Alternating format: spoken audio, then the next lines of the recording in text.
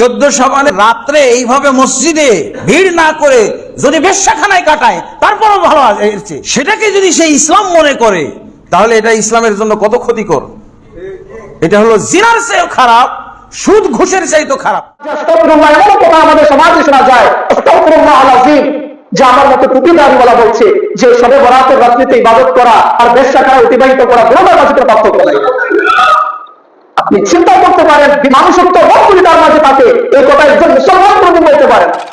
কোরআন বলছে আমার আজলাম ইম্মান মানানা সাহিবাল্লাহ আইয়ুকার ফি হাসমুহু, যে ওই ব্যক্তির চাইতে বড় জালিম আর কে হতে পারে যে আল্লাহর বান্দা ও আল্লাহর ঘর থেকে বারো প্রদান করে। 13 জন সাহাবায়ে কেরাম থেকে সবে বরাতের হাদিস বর্ণিত হয়েছে। কয়জন সাহাবীদের থেকে? কার কার থেকে? আমি একটু আপনাদেরকে বড় বড় দিয়ে একটা নাম বলি। আমার নবীর প্রিয় সাহাবী, ইসলামের প্রথম খলিফা সাইয়েদনা আবু বকর সিদ্দিক থেকে সবে বরাতের হাদিস হয়েছে। আমার নবীর প্রিয় সাহাবী, আমার নবীর স্ত্রী সাহাবিয়া উম্মাহাতুল মুমিনিন, যাকে আমার নবী আফতাহুন নিসা, মহিলাদের মাঝে সবচাইতে জ্ঞানী বলেছেন, যাকে হুজুর বেশি ভালোবাসতেন, আম্মা জান আয়েশা সিদ্দিকা থেকে সবে বরাতের কয়েকটা সনদ হাদিস বর্ণিত হয়েছে।